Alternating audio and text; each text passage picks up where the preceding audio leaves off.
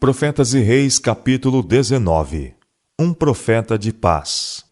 A obra de Eliseu como profeta foi, de algum modo, muito diferente da de Elias. A Elias havia sido confiadas mensagens de condenação e juízo.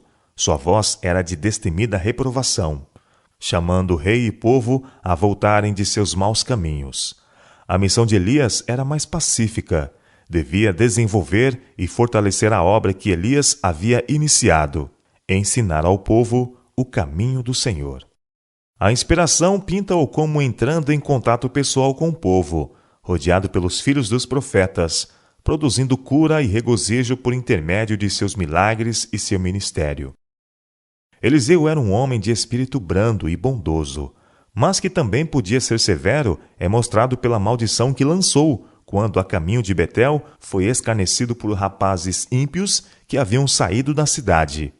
Esses rapazes tinham ouvido da ascensão de Elias e fizeram deste solene acontecimento o assunto de seus motejos, dizendo a Elias: "Sobe, calvo! Sobe, calvo!"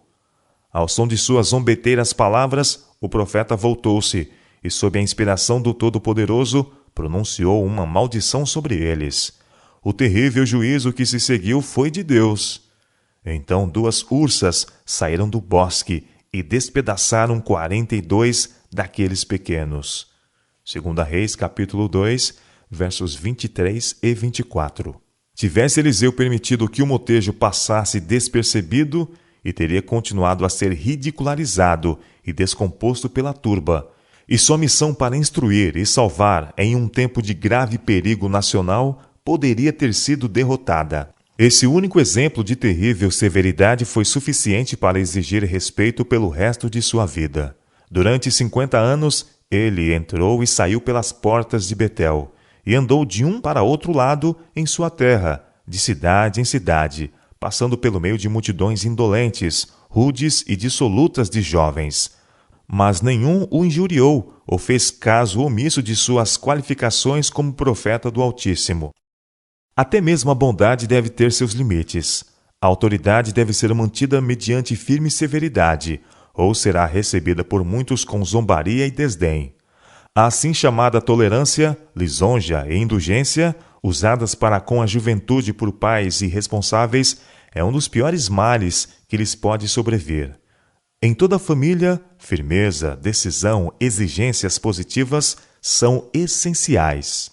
A reverência que faltava aos jovens que zombaram de Eliseu é uma graça que deve ser cuidadosamente acariciada. Cada criança deve ser ensinada a mostrar verdadeira reverência para com Deus.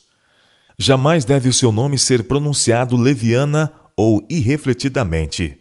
Anjos, ao pronunciarem aquele nome, velam o rosto. Com que reverência não devemos nós, que somos caídos e pecadores, tomá-lo em nossos lábios? Deve-se mostrar reverência pelos representantes de Deus, os ministros, os professores e os pais que são chamados a falar e agir em seu lugar. No respeito que a eles se mostre, Deus é honrado. A cortesia também é uma das graças do Espírito e deve ser cultivada por todos. Ela tem poder para abrandar as naturezas que sem ela se desenvolveriam desgraciosas e rudes. Os que professam ser seguidores de Cristo e são ao mesmo tempo ríspidos, desamáveis e descorteses, não têm aprendido de Jesus. Sua sinceridade pode não ser passível de dúvida, sua retidão pode ser indiscutível, mas sinceridade e retidão não se harmonizam com falta de bondade e de cortesia. O espírito de bondade que habilitou Elias a exercer uma poderosa influência sobre a vida de muitos em Israel é revelado na história de sua fraternal relação com a família de Sunem. Em seu jornadear para um e outro lado através do reino, sucedeu também que um dia, indo Eliseu a Sunem, havia ali uma mulher rica, a qual o reteve a comer pão. E sucedeu que todas as vezes que passava, ali se dirigia a comer pão. A senhora da casa percebeu que Elias era um santo homem de Deus e disse a seu marido: "Façamos-lhe, pois, um pequeno quarto junto ao muro, e ali ponhamos uma cama, e uma mesa, e uma cadeira, e um candeeiro.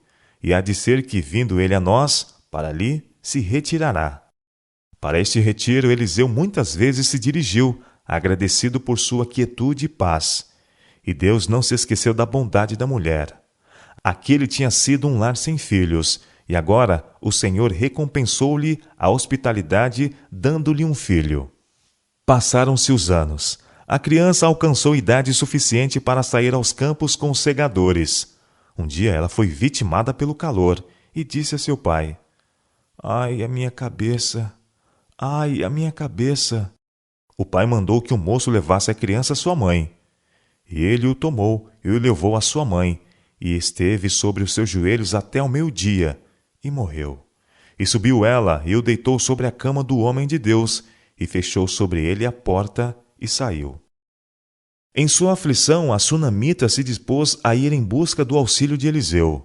O profeta estava então no Monte Carmelo, e a mulher, acompanhada por um servo, partiu imediatamente. E sucedeu que, vendo ao homem de Deus de longe, disse a Geazi, seu moço: "Eis aí a sunamita. Agora, pois, corre-lhe ao encontro e dize-lhe: vai bem contigo? Vai bem com teu marido? Vai bem com teu filho?" O servo fez como lhe fora ordenado, mas não havia ela ainda alcançado Eliseu, e a mãe, amargurada, revelou a causa de sua tristeza. Ouvindo de sua perda, Eliseu ordenou a Geazi: "Cinge os teus lombos e toma o meu bordão na tua mão e vai. Se encontrares alguém, não saúdes, e se alguém te saudar, não lhe respondas, e põe o meu bordão sobre o rosto do menino." Mas a mãe não se satisfez enquanto Eliseu em pessoa não foi com ela. "Vive o Senhor, e vive a tua alma, que não te hei de deixar", declarou ela. Então ele se levantou e a seguiu. E Geazi passou adiante deles, e pôs o bordão sobre o rosto do menino.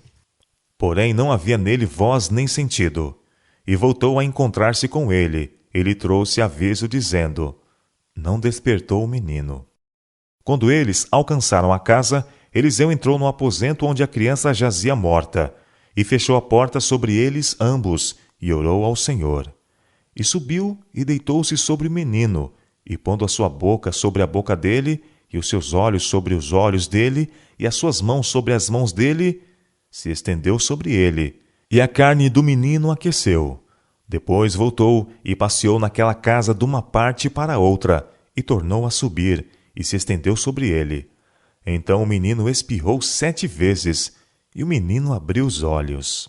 Chamando Geazi, Eliseu lhe ordenou que chamasse a mãe do menino, e veio a ele, e disse: "Toma o teu filho." E veio ela, e se prostrou a seus pés, e se inclinou à terra, e tomou seu filho, e saiu. Assim foi recompensada a fé desta mulher. Cristo, o grande doador da vida, restaurou-lhe o filho. De igual maneira, os seus fiéis serão recompensados quando, em sua vida, a morte perder o seu aguilhão e a sepultura for roubada a vitória que tem pretendido. Então ele restaurará os seus servos aos filhos que a morte lhes tomou. Assim diz o Senhor: uma voz se ouvirá em Ramá, lamentação, choro amargo. Raquel chorará seus filhos, sem admitir consolação por eles, porque já não existem. Assim diz o Senhor: reprime a tua voz de choro e as lágrimas dos teus olhos, porque há galardão para o teu trabalho, diz o Senhor, pois eles voltarão da terra do inimigo, e há esperança no derradeiro fim para os teus descendentes, diz o Senhor, porque teus filhos voltarão para os seus termos. Jeremias capítulo 31, versos 15 a 17. Jesus conforta nossa tristeza pelos mortos com uma mensagem de infinita esperança. Eu os remirei da violência do inferno e os resgatarei da morte. Onde está, ó morte, as tuas pragas? Onde está, ó inferno, a tua perdição? Oséias capítulo 13, verso 14. Eu sou o que vivo e fui morto, mas eis aqui, estou vivo para todo sempre, e tenho as chaves da morte e do inferno. Apocalipse capítulo 1, verso 17 e 18. Porque o mesmo Senhor descerá do céu com alarido, e com voz de arcanjo, e com a trombeta de Deus, e os que morreram em Cristo ressuscitarão primeiro. Depois, nós, Os que ficarmos vivos seremos arrebatados juntamente com eles nas nuvens, a encontrar o Senhor nos ares. E assim estaremos para sempre com o Senhor. 1 Tessalonicenses capítulo 4, versos 16 e 17.